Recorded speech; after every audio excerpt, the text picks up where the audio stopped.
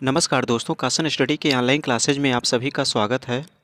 दोस्तों, जैसा कि आप सभी को मालूम है कि हाल ही में यूपीपीसीएल टीजी2 का एग्ज़ाम होने वाला है और उसमें कंप्यूटर के सेशन में पास होना ज़रूरी है। तो दोस्तों, हम आपके लिए 1000 क्वेश्चन करवा चुके हैं। ये वो क्वेश्चन हैं जो 2 या 2 से अधिक बार एग्ज़ाम में पूछे जा गए हैं। तो हम आपको टोटल 1000 क्वेश्चन करवा चुके हैं और यहाँ पर दोस्तों हम आईटीआई इलेक्ट्रीशियन ट्रेड के क्वेश्चन करवा रहे हैं। ये भी वेरी इंपॉर्टेंट क्वेश्चन है। ये भी 2 या 2 से अधिक बार पूछे जाने वाले क्वेश्चन हैं। चलिए दोस्तों, शुरू करते हैं, सीधा क्वेश्चन पर चलते हैं। आज का हमारा पहला क्वेश्चन कह रहा है कि इंटरपोल प्रयुक्त करने के लिए हम लोग क्या करते हैं। तो इसमें क्या करते हैं, तो इसमें राइट आंसर क्या बताओगे? कम्यूटेटर पर स्पार्किंग कम हो जाती है। इंटरपोल प्रयुक्त करने के लिए कम्यूटेटर पर स्पार्किंग कम हो जाती है। ऑप्शन नंबर ए सही हो जाएगा। अगला क्वेश्चन ध्यान देते हैं। अगला क्वेश्चन कह रहा है कि यदि एक चलती हुई शंट मोटर की फील्ड वाइंडिंग अचानक टूट जाती है तो क्या उत्पन्न होगा। तो ऐसे कंडीशन में बताओगे कि उनकी स्पीड अत्यधिक उच्च हो जाएगी। ऑप्शन नंबर सी सही हो जाएगा। अगला क्वेश्चन ध्यान देते हैं। अगला क्वेश्चन इसमें कह रहा है कि किसी कुंडली का क्यू घटक बढ़ाने पर क्या होता है। किसी कुंडली का क्यू घटक बढ़ाने पर क्या होता है, तो इसमें राइट आंसर क्या बताओगे? पावर फैक्टर बढ़ जाता है। ऑप्शन नंबर बी सही है। अगला क्वेश्चन ध्यान देते हैं। अगला क्वेश्चन यहाँ पर कह रहा है कि स्टार कनेक्शन में लाइन वोल्टेज फेज करंट से रहती है, कैसी रहती है। आपको ये बताना है कि 90 डिग्री, 30 डिग्री, 120 डिग्री, उपर्युक्त सभी। इसमें कह रहा है कि स्टार कनेक्शन में जो लाइन वोल्टेज होती है वो फेज करंट से आगे या पीछे होती है। तो इसमें कह रहा है कि किस प्रकार होती है। तो इसमें क्या बताओगे कि कितने डिग्री पर होती है। तो 24 में कह रहा है कि इसमें हो जाएगा 30 डिग्री होती है। अगला क्वेश्चन ध्यान देते हैं।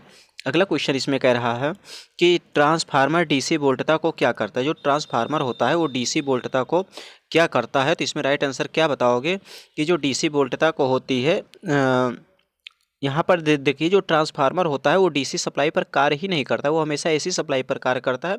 अर्थात यहाँ पर ऑप्शन डी सही हो जाएगा। इसमें लिखा गया उपर्युक्त में से कोई नहीं। अगला क्वेश्चन ध्यान देते हैं। अगला क्वेश्चन यहाँ पर कह रहा है कि ट्रांसफार्मर में आयरन लॉस ज्ञात करने हेतु टेस्ट के नाम से किसे जानते हैं। तो किसे जानते हैं, तो ऑप्शन क्या बताओगे? ओपन सर्किट टेस्ट करते हैं, इस प्रकार से हम जान लेते हैं। अगला क्वेश्चन ध्यान देते हैं।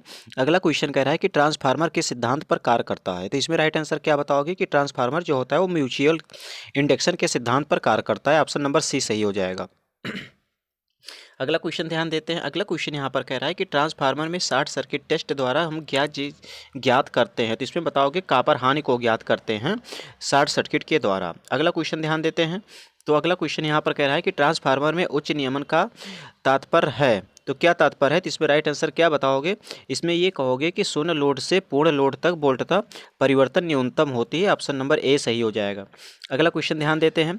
अगला क्वेश्चन इसमें कह रहा है कि उच्च फ्लक्स घनत्व पर अपजर्वेशन के लिए चुंबकीय परिपथ के लिए उपयुक्त प्रकार किस प्रकार का होता है। तो इसमें राइट आंसर क्या बताओगे?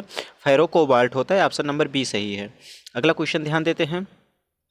अगला क्वेश्चन यहाँ पर कह रहा है कि अल्टरनेट में फेजों का कर्म किस प्रकार से होता है। तो अल्टरनेट में जो फेजों का कर्म होता है वो बताओगे RYB होता है। ऑप्शन नंबर डी सही हो जाएगा। अगला क्वेश्चन ध्यान देते हैं। अगला क्वेश्चन इसमें कह रहा है कि अल्टरनेट में प्रयुक्त उत्तेजक किस प्रकार से होते हैं। तो क्या बताओगे कि डीसी शंट उत्तेजक होते हैं। ऑप्शन नंबर डी सही हो जाएगा। अगला क्वेश्चन ध्यान देते हैं। अगला क्वेश्चन यहाँ पर कह रहा है कि तुल्यकाली मोटर की गति किस प्रकार से होती है। तो जो तुल्यकाली मोटर होती है उसकी गति स्थिर होती है। ऑप्शन नंबर सी सही हो जाएगा। अगला क्वेश्चन यहाँ पर कह रहा है कि सिंक्रोनस मोटर किस पावर फैक्टर पर चलती है। तो जो सिंक्रोनस मोटर होती है वो किस पावर फैक्टर पर चलती है। तो क्या बताओगे कि लीडिंग लैगिंग यूनिटी फैक्टर, अर्थात उपर्युक्त सभी। ऑप्शन नंबर डी सही हो जाएगा। अगला क्वेश्चन यहाँ पर देखते हैं। अगला क्वेश्चन कह रहा है कि विद्युत सेविंग मशीन में प्रयुक्त मोटर किस प्रकार की होती है। तो सेविंग वाले में हम किस प्रकार की मोटर का यूज करते हैं। तो क्या बताओगे? यूनिवर्सल मोटर का। अगला क्वेश्चन ध्यान देते हैं। अगला क्वेश्चन इसमें कह रहा है कि उस अवस्था से जब स्पीड के साथ लोड बढ़ता है तो निम्न में से किस मोटर का उपयोग किया जाता है। तो इस प्रकार से बताओगे कि सिंगल फेज जो श्रेणी क्रम में होते हैं उसका यूज करते हैं। अगला क्वेश्चन ध्यान देते हैं। अगला क्वेश्चन इसमें कह रहा है कि एक एकल फेज प्रेरण मोटर का प्रारंभिक बलागुण कैसा होगा। एकल कलीय प्रेरण मोटर का जो प्रारंभिक बलागुण होता है वो किस प्रकार का होगा। तो क्या बताओगे? लगभग शून्य होता है। ऑप्शन नंबर सी सही हो जाएगा। अगला क्वेश्चन यहाँ पर ध्यान देते हैं। अगला क्वेश्चन कह रहा है कि सामान्यतः slip ring 3 phase induction motor को किसके द्वारा स्टार्ट किया जाता है। तो किसके द्वारा क्या स्टार्ट किया जाता है बताओगे? स्टेटर रोटर प्रतिरोध स्टार्टर के द्वारा स्टार्ट किया जाता है। अगला क्वेश्चन ध्यान देते हैं। अगला क्वेश्चन यहाँ पर कह रहा है कि एम्पायर स्लीव काम करती है। तो एम्पायर जो स्लीव होती है वो किस पर काम करती है? तो इसमें क्या राइट आंसर बताओगे कि कनेक्शन लीड पर चढ़ने हेतु काम करती है। ऑप्शन नंबर सी सही हो जाएगा। अगला क्वेश्चन ध्यान देते हैं। अगला क्वेश्चन यहाँ पर कह रहा है कि M80 टैब लैंप में विशेष स्विच लगता है, उसका नाम क्या है? तो उसका नाम क्या बताओगे कि उसका नाम है थर्मल स्विच। उसका क्या नाम है? तो क्या बताओगे? थर्मल स्विच नाम है। अगला क्वेश्चन ध्यान देते हैं।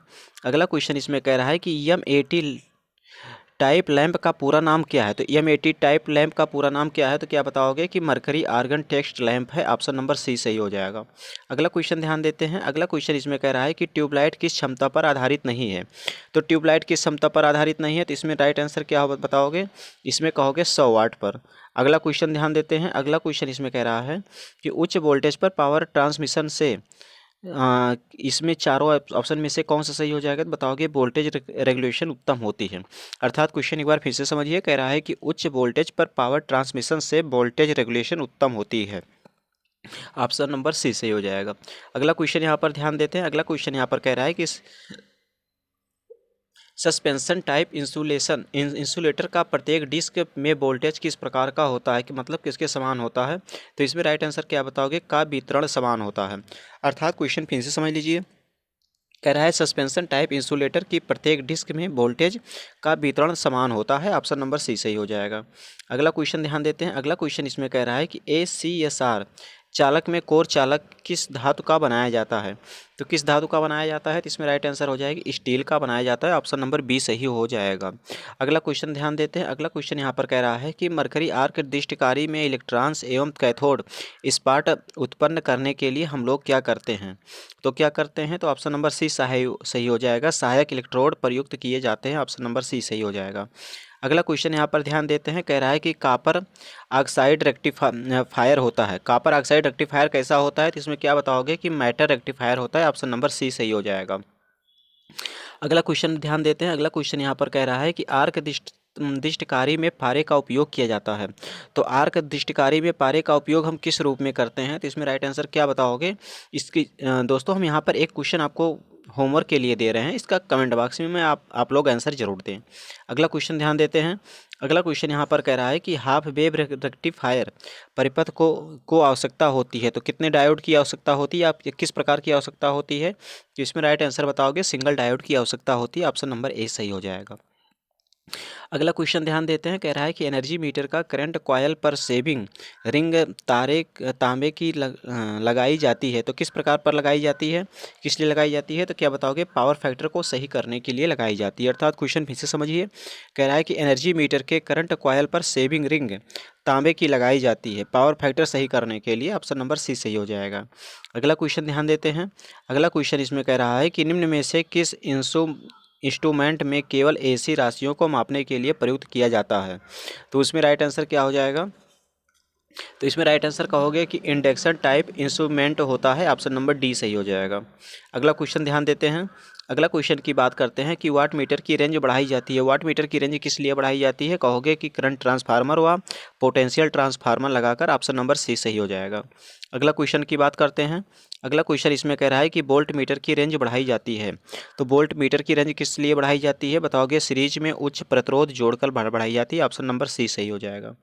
अगला क्वेश्चन ध्यान देते हैं। अगला क्वेश्चन इसमें कह रहा है कि उस इंस्ट्रूमेंट या डिफ्लेक्शन औसत मान पर निर्भर करती है। तो किस पर निर्भर करती है? तो इसमें राइट आंसर क्या बताओगे कि रेक्टिफायर मीटर पर निर्भर करती है। ऑप्शन नंबर बी सही हो जाएगा।